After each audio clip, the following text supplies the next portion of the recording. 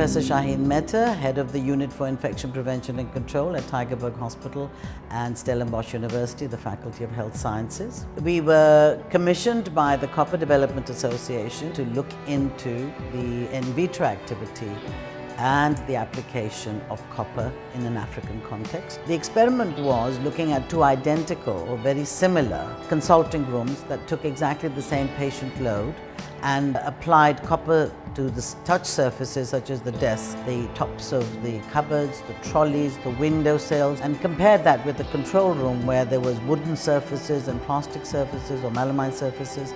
The results showed that copper was far superior to either plastic or stainless steel in its antimicrobial activity, and copper incorporated alloys did have a good antimicrobial activity. We were extremely pleased with the findings and delighted that we could use copper in the context of African primary healthcare facilities.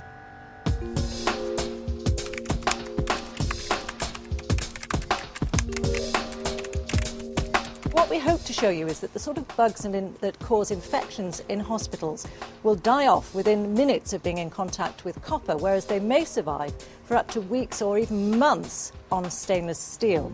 So Professor Keevil, tell us what they're seeing down the individual microscopes. Well, what we're going to do is we're going to take the notorious MRSA bug. We're going to put 10 million of the cells on stainless steel, 10 million of the cells on copper.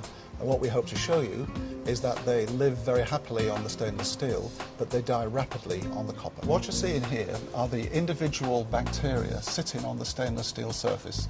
We've used a special dye which shows that they, while they're bright green, they're still alive. Right. What we're hoping to show is that they will fade away as they die on the copper surface, which will be contrary to what happens on the stainless steel.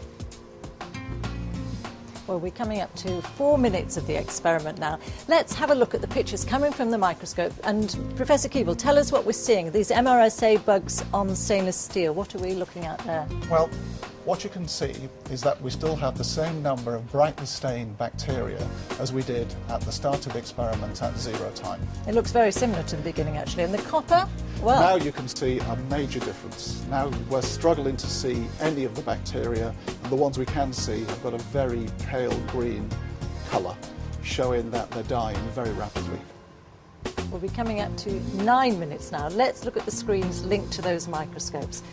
And this is stainless steel, and Professor Keevil's still looking full of MRSA microbes. Yes, they're still surviving very nicely on the stainless steel. When you say very nicely, how long will they stay there for now? Oh, they could be there for days or weeks. Days or weeks. Let's look at copper.